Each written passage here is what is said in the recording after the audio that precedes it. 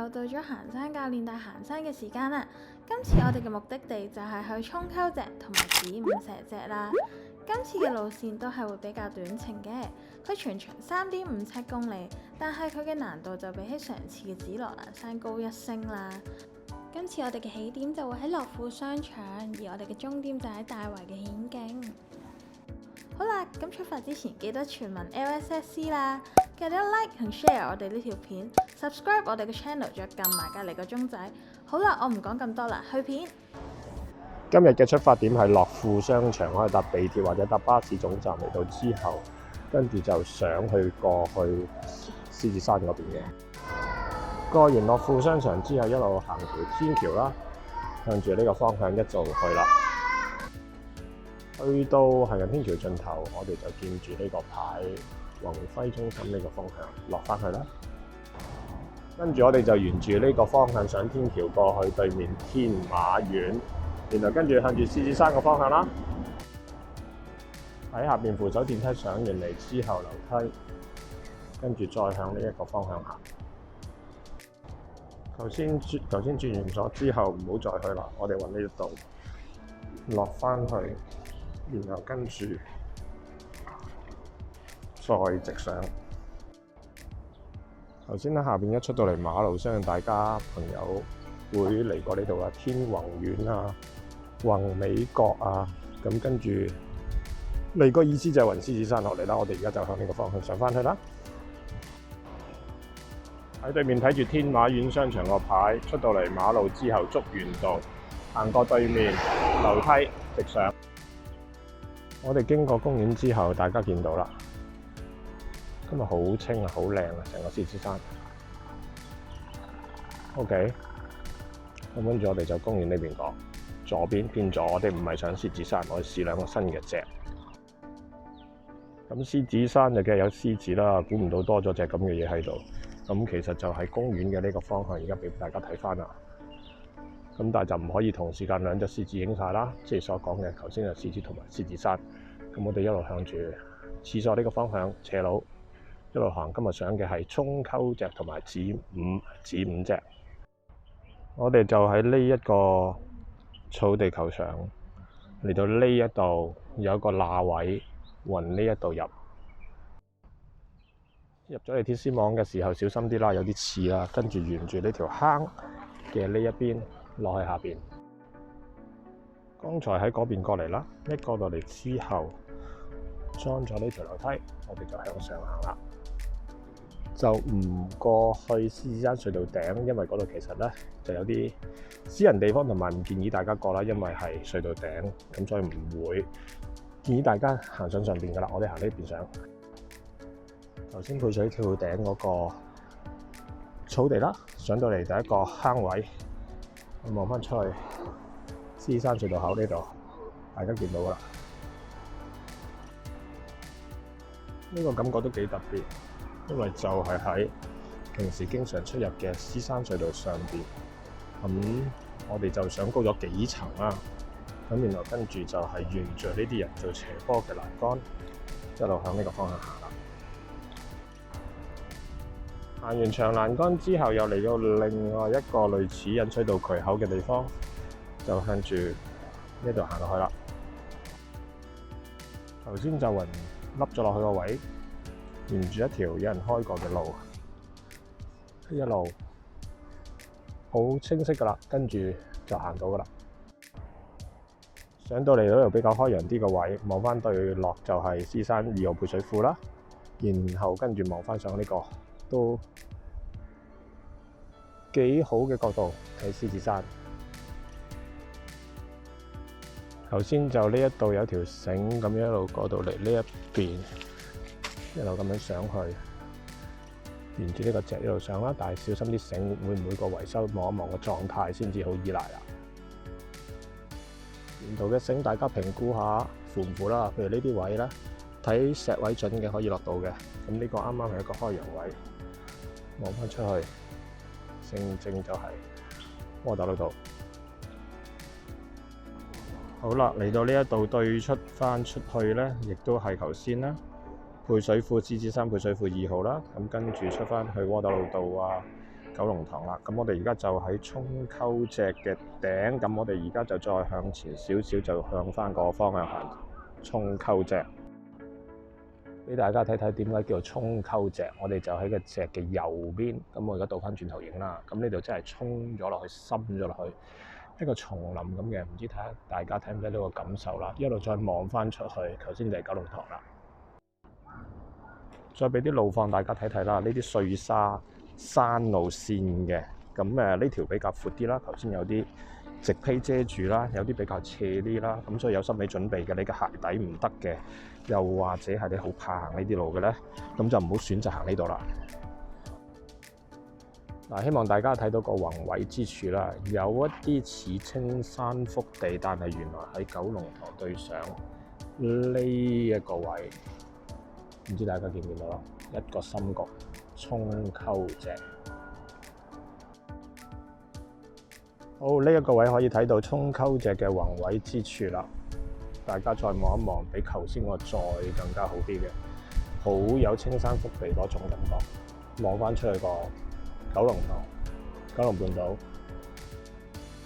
好，又從另外一個角度睇一睇啦。呢一度食落去，唔知大家睇唔睇氣勢啦？因為而家部航拍機冇 license，所以睇唔到航拍嘅氣勢。喺呢度除咗可以欣賞到成個獅子山之外，仲可以感受到頭先教練所講嘅涌溝脊嘅氣勢。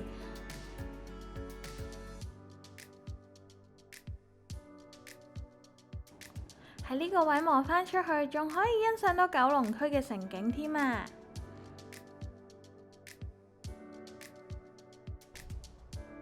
離開涌溝脊就向住涌溝脊嘅相反方向啦，我哋呢一邊右邊啦，然後跟住就一路過去子午脊啦。沿住上面跟住 Apps 啦，都好清楚嘅一條路，唔難嘅，唔密嘅，只不過係跣啲嘅啫。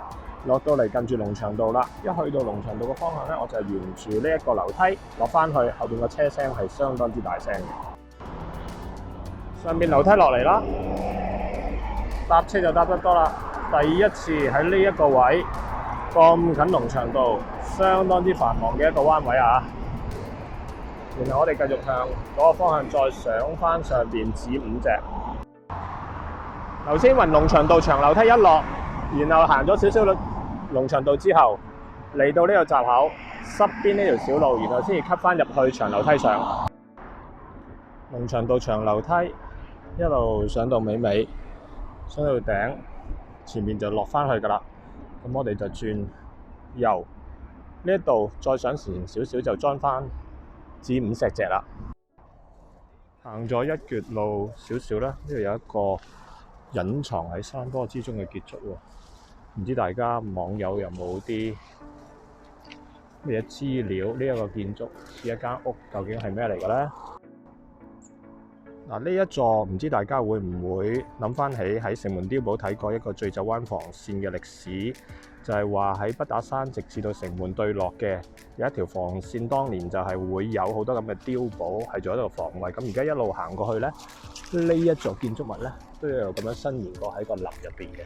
咁所以如果大家網友熟悉歷史嘅，可以留個言俾大家知道係咪真係醉酒灣防線嘅其中一個碉堡。嚟到呢度分叉路口左邊就係底下由龍翔道子午石脊上嚟，而家我哋就裝翻呢一條啦，子午石脊啦，我哋咁向山上面上啦。嚟到咁上下，大家記得睇一睇地圖 Apps 啊，因為如果你要睇子午石柱嘅話咧，就要向翻住左邊呢度，右邊我都裝翻，但係就 miss 咗呢條子午石柱噶啦。好，我哋嚟到呢個子午石柱啦，咁呢條子午石柱咧，據朋友所講咧，就係同寶雲道嗰條係同一條線。咁香港仲有另外兩條就喺天文台入邊嘅，咁其實就屬於 Eastern 啦，一路咁樣打橫由東向西嘅畫一條線。一陣間我再去上面嗰度影一影，係一個古蹟。好，頭先就雲底下睇上嚟啦，而家就雲上邊睇翻落，我哋特登就唔行側邊，防止佢繼續冧。咁已經有啲鋼纜咧鞏固住佢。咁所以朋友嚟嘅時候，希望唔好挨，唔好蹦，甚至我哋已經係避咗呢一條路，唔希望側邊嘅水土流失，令到佢冧咗，遲啲大家冇得睇啦。住好輕鬆嘅山路，唔使點樣揾，亦都唔使點刮，甚至着短褲，我覺得都唔係大問題嘅。上翻條大路啦，一轉翻我而家方向直去嘅就係錯路坳，就係一條大路麥徑嘅其中一個點啦。好唔好意思，一路大家都係講錯咗，呢個叫鐵路坳，唔係錯路坳嘅。咁嚟到呢度，估唔到冇行4-5年，運呢度麥徑上翻北打山就多咗一個咁嘅好似古蹟嘅物體，原來係一個坐標嘅石柱，但係同時間好可惜嘅就雖然係古蹟，俾人挖到花晒啦。咁亦都啱啱同啲朋友都傾過呢個問題啦。再睇下呢棵樹有幾多個箭嘴，有幾多個黑樹，有幾多個不同顏色。寫嗰班人畫嗰班人，你自己問翻自己，做緊啲乜嘢嘢？係咪成日羨慕人哋日本啊好自律啊？咁你哋香港人會唔會自律呢？ Sorry， 講到呢度，其實每次我都係咁樣講噶啦，就係話唔好喺任何位置、任何郊外嘅地方留低一啲唔係政府嘅標記喺度。呢個就係無痕山林入邊嘅 Need for to find。咁如果仲有大家爭拗，覺得為安全啊，為你自己嘅話呢，我只可以講自私的香港人。由頭先個洞一路到嚟一嚟翻就係尖沙徑啦，尖沙徑我哋就轉翻左之後咧，跟住呢度就有個路口再直落啦，試下行呢一邊啦。嚟到呢度睇到啲蕨類植物嘅好精彩嘅大自然啦，呢度有好多棵啦。咁另外反轉俾大家睇睇，唔知清唔清楚啦，一粒好多孢子喺度嘅 Sporangium 啦。咁唔係成日見到啦，有時冇對稱咁樣一粒粒生長喺度。落到嚟要過一個引水道，中間嗰度有啲石嘅，過完石之後呢一度有個樹級位，上翻去衛奕信徑第5段引水道。一上到嚟衛徑第5段，我哋就向住呢個彎位一路向呢邊行啦。行咗一小橛引水道，嚟到呢個轉彎位，望翻落去獅山隧道頂，呢度有個位泥梯級，喺呢一度我哋落去，然後過翻去顯徑。剛才喺上邊樓梯一路落到嚟呢一度，又去到一個好特別嘅位啦，就係獅山隧道。咁我哋嘅起點嗱呢度就係啦，就喺九龍區嘅獅山隧道口。咁而家我哋接近終點咧，就喺沙田區嘅獅山隧道口。咁而家呢個落去嘅感覺都幾特別嘅，沿住樓梯一路落翻去獅山隧道，然後偏翻左，再過翻去顯徑嘅方向，就係我哋今日完結嘅地方。咁一路就向住呢邊啦，橫跨咗第1個獅山隧道啦，跟住而家第2個獅山隧道啦。咁呢個感覺都相當之特別嘅，一路沿住側邊，咁獅山隧道咧就喺你嘅隔離啦。頭先就雲護土牆呢條渠呢一邊落嚟啦，咁有少少斜坡啦。咁如果唔係頭先一路跟住啲欄杆啊，左行右行就會行到呢一邊，亦都俾翻大家睇就係獅山隧道嘅上邊呢個位啦。咁一出嚟咧，就係前面呢度有條石屎路繼續行啦。啱啱隧道嗰邊啲車啦，大家見到啦，一出到嚟呢個沙田南食水配水庫，個感覺好陌生啊！一大片草地，有座建築物，仲有晒停車位，好似一個度假村咁樣，但係其實係應該水務署嘅一啲設施嚟嘅。咁我哋一陣間向前啲右邊鐵絲網就會連接翻而家有車上嚟嗰條馬路噶啦。好，出到嚟徑口路好嘈嘅左邊，原來沙田濾水廠已經消失咗，變成一個大地盤啦。咁亦都接近我哋今日嘅旅程嘅終結啦。咁而家沿住徑口路行翻出去，咁今日段路比較特別啲嘅，咁其實就由樂富開始啦。經天馬苑、獅子山公園，然後跟住上去配水庫。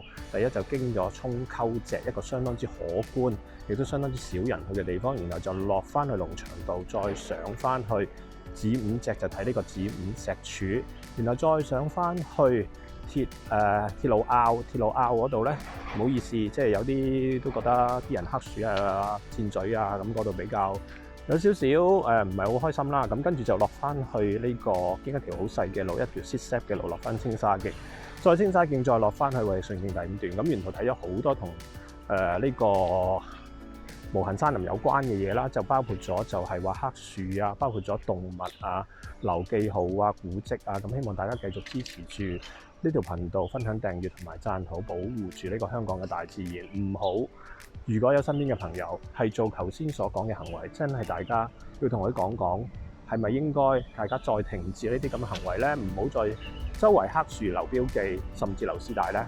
最後多謝大家。官方所預計嘅完成時間為1小時31分鐘，但係加埋打卡同休息嘅時間就可能需要3個半鐘左右啦。去到鐵路坳嘅時候，見到啲古蹟俾人塗鴉，樹木俾人破壞，真係好唔開心啊！都難怪點解教練今次咁嬲嘅。樹木嘅生長係需要經過長年累月嘅時間，但係人類嘅一時貪玩或者為咗方便自己，就傷害咗佢哋。無論係動植物定係古蹟都好希望大家可以好好愛護佢哋啊！準備出發去涌溝脊同埋子午石脊嘅朋友仔，出發之前記得留意我哋嘅小錦囊啊！第一，雷暴天氣警告，3號風球或者以上就唔應該上山。第二，要留意天氣，大雨過後就唔應該行山澗。第三，要根據自己嘅能力去選擇路線。第四，要有同伴隨行。第五，要有合適嘅行山裝備。第六，一定要帶夠足夠嘅食水同乾糧。第七，千祈唔好留低任何垃圾同人為嘅標記。最後，希望大家上山之前熟悉無痕山林嘅守則。歡迎大家留言同我哋分享你嘅行山經歷。記住跟埋右上角個訂閱 logo 啊！咁我哋一齊發掘更多香港嘅行山路線啦！我哋下次見啦，拜拜。